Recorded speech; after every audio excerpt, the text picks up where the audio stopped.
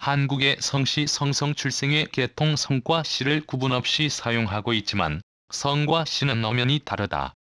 설문회자를 보면 성은 인지소생여라 하듯이 성은 출생의 계통을 표시하는 것으로 모계시대에는 여기여기의 혈통을, 부계시대에는 남계남계의 혈통을 나타내는 표지이다.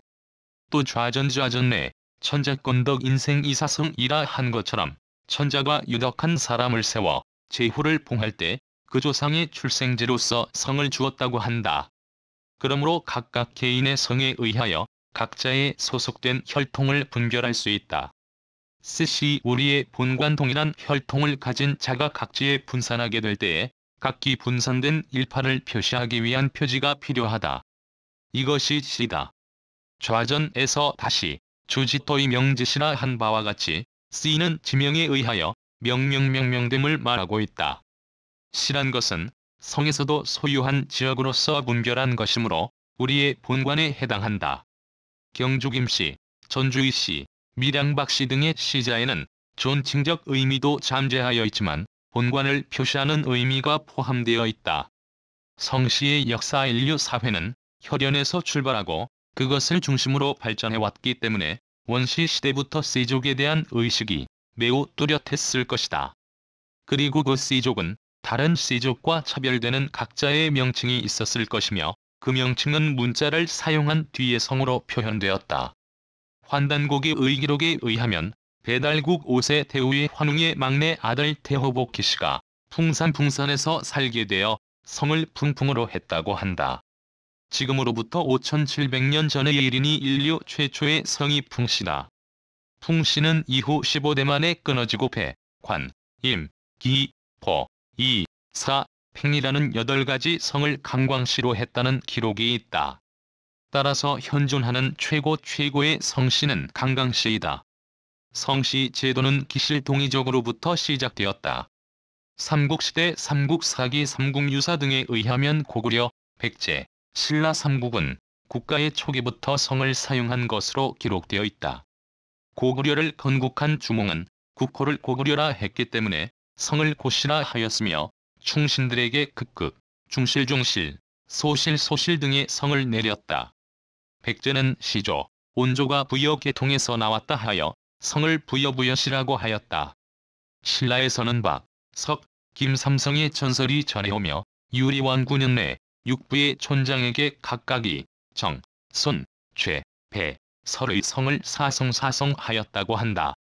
하지만 중국 한서에 나타나 있는 인명의 기록을 보면 주몽은 이름만 기록되어 있으나 장수왕 때에는 장수왕의 이름을 고연으로 기록하여 처음으로 고구려 왕실의 성을 고고시로 기록하였다.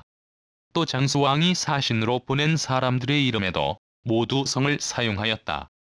백제 역시 처음 왕들은 모두 성을 쓰지 않고 이름만 기록하다가 진서, 송서 등의 기록에서 근초고왕 때부터 위덕왕 때까지는 여여시로 표시하다가 모왕부터 부여시로 기록하였다. 신라의 경우도 북제서에서 진흥왕을 김진흥으로 기록하여 처음으로 김씨라는 성을 사용한 것으로 나타난다. 또 7세기 이전에 기록된 진흥왕의 순수비, 진지왕 3년에 건립된 것으로 추정되는 무술로작비, 진평왕 시대에 건립된 경주 남산의 신성비 등의 비문에서 인명의 성을 사용하지 않고 소속 부명과 이름만 사용하였다. 이상으로 볼 때 삼국의 초기에 우리 선조들은 성보다 분을 먼저 썼다고 볼 수 있다. 본격적으로 성을 사용하기 시작한 것은 고구려는 장수왕 시대부터, 백제는 근초고왕 시대부터, 신라는 진흥왕 시대부터인 것으로 추정된다. 하지만 성을 사용한 사람들은 왕실, 귀족, 사신들, 유학자, 무역을 하는 사람들에 국한되어 있었고 일반 민중은 신라 말기까지 성을 쓰지 않았다. 고려시대 고려의 태조 왕건은 개국 공신들과 지방투하호 세력들을 통합 관장하기 위하여 전국의 군, 현 개편 작업과 함께 성을 하사하면서 우리나라 성씨의 체계가 확립되었다.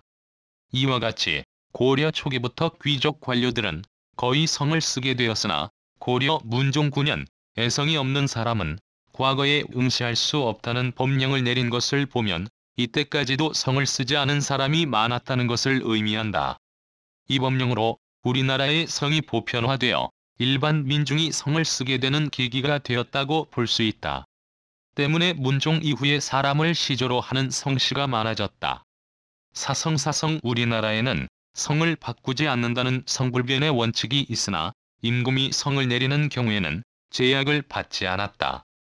그 경우는 다음 세 가지인데 우리식의 한자 성이 없어서 임금이 새로 성을 지어서 내림 신라 유리왕이 육부의 촌장에게 각각 이 최손배정설의 성을 내림 조선 태조가 여진인 둥두란에게 이시 성을 내림 조선 선조가 일본인 사에게 김씨 성을 내림 임이 우리식의 한자 성을 가지고 있는 자에게 임금이 다른 성을 지어서 내림 신하의 특별한 공을 생각하여 사성하는 경우 고려 태조가 김영에게 권씨 성을 내림 임금의 이름자를 피하기 위해 사성하는 경우 고려 현종이 순웅에게 손씨 성을 내림 중국의 임금이 우리나라 사람에게 성을 내림 고려 문종 때 송나라 임금이 전임관에게 문씨 성을 내림 조선시대 조선 초기 성은 양민에게까지도 보편화되었으나 노비와 천민계급 등은 조선 후기까지도 성을 쓸 수가 없었다. 조선 전기까지만 해도 노비를 비롯한 천민층이 전체 국민의 대략 40%를 차지하였으니 성이 없는 사람들이 그만큼 많았다. 조선 중기 이후부터는 신분 해방과 상승으로 성이 없는 천민들 중에서 일부가 족보를 만들고 성씨를 가지게 되었다. 특히 1894년 가부경장을 계기로 종래의 신분 기급이 타파된 것은 성의 일반화를 촉진시켰다. 양반 상민의 신분 격차가 없어지자 너나 없이 양반임을 주장하게 되고 매간 매직은 물론 족보까지 사고 파는 행위도 성행하게 된다. 일제시대 일제는 모든 사람이 성씨를 갖도록 하는 민족법을 1909년에 시행했다. 민족법이 시행되면서 어느 누구라도 성과 본을 가지도록 법제화가 되면서 우리나라 국민 모두가 성을 취득하게 되었다. 이때를 기회로 성이 없던 사람에게 본인의 희망에 따라 호적을 담당한 동서기석이나 경찰이 마음대로 성을 지어주기도 하고 머슴의 경우 자기 주인의 성과 본관을 따르기도 하였을 뿐만 아니라 명문 집안의 성씨를 모방하여 성을 정하였다. 이때부터 성씨의 종류가 더욱 늘어나게 되었다. 우리나라 성씨 사상 최대의 순환기는 일제 말기에 이른바 창씨 개명 창씨 개명이라 하겠다. 일본 인식 창씨는 1939년 말부터 실시되었다가 일제가 패망한 뒤 1945년 9월부터 미군정이 개시되면서 1946년 10월 23일 법령 제122호로 조선 성명복구령 조선성명부구령이 공포되면서 그 시작부터 무효가 되었다. 족보의 역사 우리나라의 족보는 세계에서 부러워할 정도로 잘 발달된 족보로 정평이 나 있으며 계부학의 종주국으로 꼽힌다. 외국에도 족보학회나 심지어는 족보 전문 도서관이 있는 곳이 있는 등 각계각계에 대한 관심이 많지만 우리처럼 각 가문마다 족보를 문헌으로까지 만들어 2000년 가까이 기록해 온 나라는 없다. 현재 국립중앙도서관의 계보학 자료실에는 600여 종의 13,000여 권의 족보가 소장되어 있다. 족보의 기원 성씨 관계에 가장 중요한 자료라 할 수 있는 족보는 원래 중국의 육조 시대에 시작되었는데 이는 왕실의 계통을 기록한 것이었으며 개인의 족보를 갖게 된 것은 한한나라 때 관직 등용을 위한 현량과 제도를 만들어 과거 응시생의 내력과 조상의 업적 등을 기록한 것이 시초이다. 특히 중국 북성의 문장가인 소식, 소철 형제에 의해서 편찬된 족보는 그 후 모든 족보의 표본이 되었다. 우리나라의 족보는 고려 왕실의 계통을 기록한 것으로 고려 의종 때 김관이가 지은 왕대종록이 처음이다. 그러나 고려사를 보면 고려 때에도 양반 귀족은 그 씨족 계보를 기록하는 것을 중요시하였고 제도적으로 종부 시종부사에서 족속의 보첩을 관장했다는 것으로 보아 당시의 귀족 사이에는 계보를 기록 보존하는 일이 실제로 있었던 것으로 추정된다. 조선시대에는 사대부 집안에서 사적으로 간행되기 시작하였으나 1476년 의안동관씨 성화보가 체계적인 족보 형태를 갖춘 최초의 족보이다. 이후 1565년에는 문화유씨 가정부 문화유씨 가정부가 혈족 전부를 망라하여 간행되면서 이를 표본으로 하여 명문세족에서 앞을 다투어 족보를 간행하기 시작하였다. 그 결과 17세기 이후 여러 가문으로부터 족보가 쏟아져 나오게 되었으며 대부분의 족보가 이때 만들어지기 시작했다. 조선 초기에 간행된 족보의 대부분은 족보 간행을 위해 초안을 하고 관계 자료를 충실히 보완한 뒤 간행에 착수하여 내용에 하자가 없었다.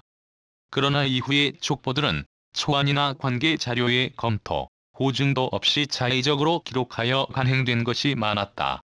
그리하여 자의적인 수식이 가하여졌음은 물론이며 조상을 극단적으로 미화하고 선대의 벼슬을 지나치게 과장하거나 조작하고 심지어 명문 집안의 족보를 사고 팔거나 훔치는 경우도 있었다. 뿐만 아니라 사대주의 사상에 젖어 시조의 유래를 중국에서 왔다고 하거나 중국의 인물을 고증도 없이 조상이라고 하는 식으로 족보를 꾸미기도 하였다. 족보의 종류 1. 대동보대 동보 같은 시조 아래에 각각 다른 기파와 본관을 가지고 있는 씨족을 함께 수록하여 만든 족보책이다. 2.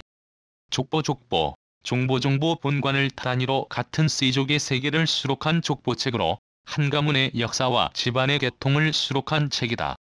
3. 세보, 세지 한 종파 또는 그 이상이 같이 수록되어 있거나 한 종파만 수록된 것을 말하며 동보, 합보라고도 한다. 4. 파보, 지보 시조로부터 시작하여 한 종파만의 이름과 벼슬, 업적 등을 수록한 책이다. 이들 파보에는 그 권수가 많아 종보를 능가하는 것도 적지 않다. 파보는 시대가 변천함에 따라 증가되어 가고 그 표제의 연안김씨 파보, 경주이씨 좌랑공파보, 순창설씨 함경파 세보 등과 같이 본관과 성씨 외에 지파의 중시조명 또는 집성촌, 세거지 지명을 붙이고 있으나 내용과 형식에서는 족보와 다름없다. 5.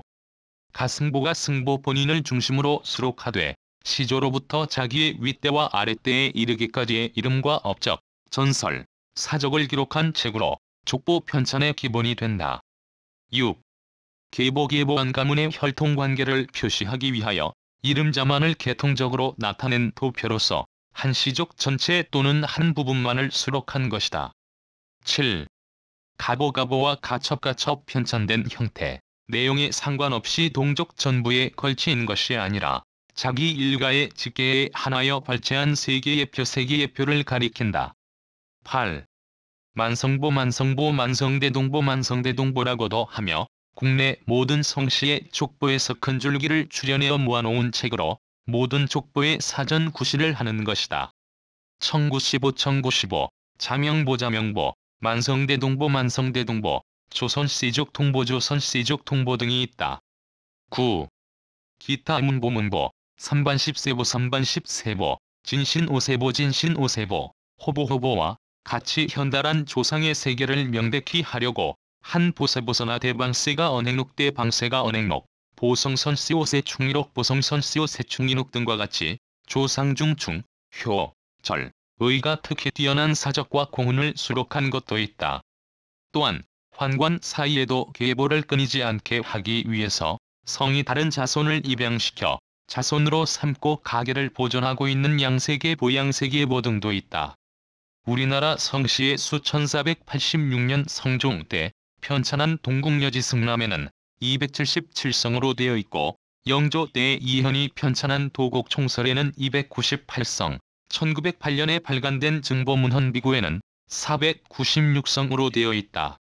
1930년 조사에서는 250성으로 기록되어 있고 1960년 조사에서는 258성이다. 1985년 인구 및 주택 센서스에서는 274개의 성씨로 보고되었다. 가장 최근의 조사인 2000년 조사에 따르면 우리나라에는 286개 성과 4179개의 본관이 있는 것으로 조사됐다. 이 중 귀화 성씨는 441개로 집계되었다. 항렬표, 항렬이란 같은 혈족 사이의 세계의 위치를 분명히 하기 위한 문중률법이며 항열자란 이름자 중에 한 글자를 공통적으로 사용하여 같은 혈족, 같은 세대임을 나타내는 글자로서 돌림자라고도 한다. 항열은 가문과 파파마다 각기 다르나 대략 다음과 같은 방법으로 정한다. 1.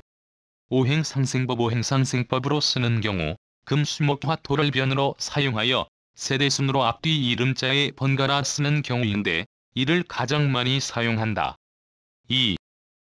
십간순으로 쓰는 경우 갑을병 임계를 순서적으로 쓴다. 3.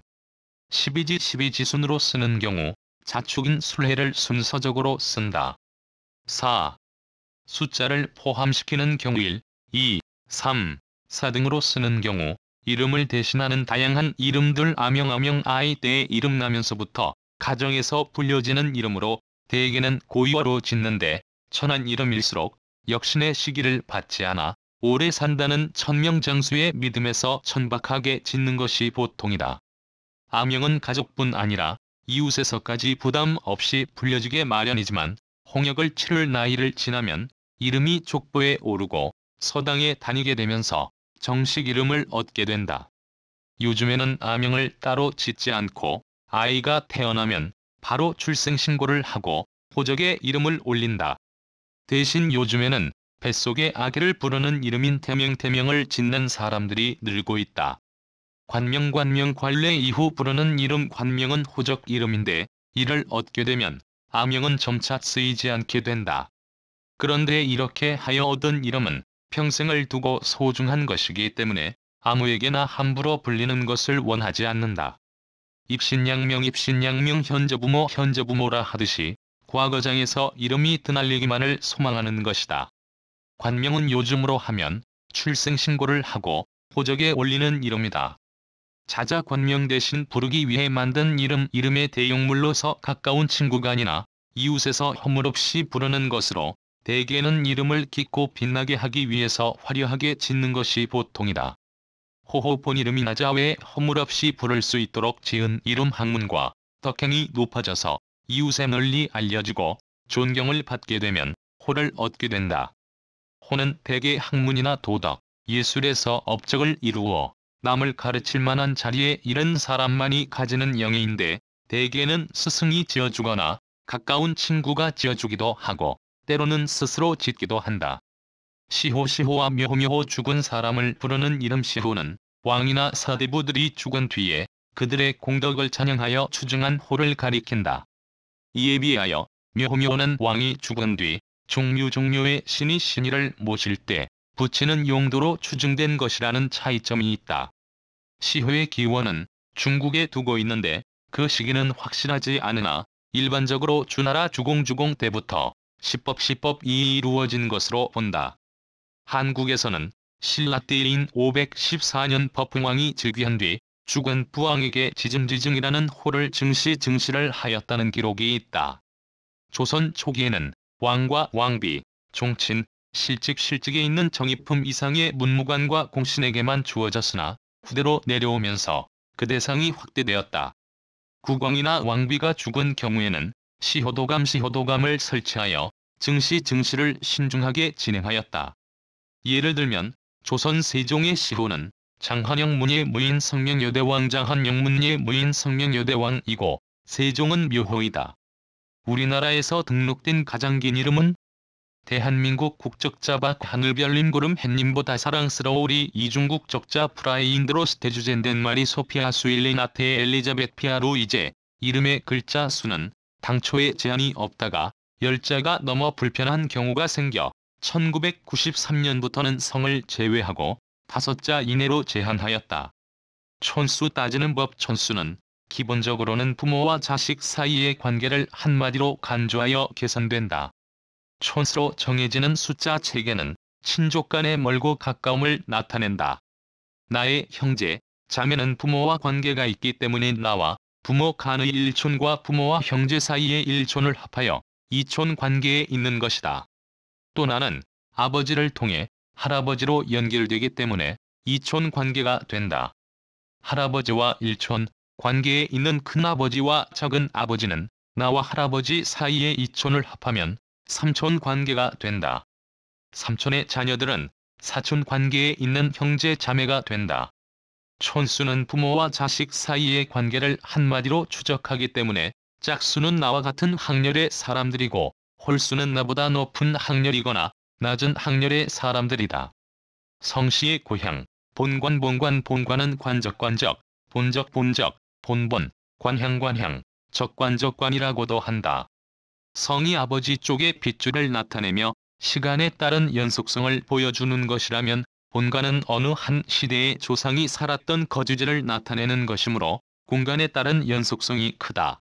본관은 신라 말 고려 초기의 사회 변동을 정리하는 과정에서 국가적인 제도로서 시행된 것으로 그 실시 시기는 지역적인 편차가 있으나 995년경에 완성된 것으로 보고 있다.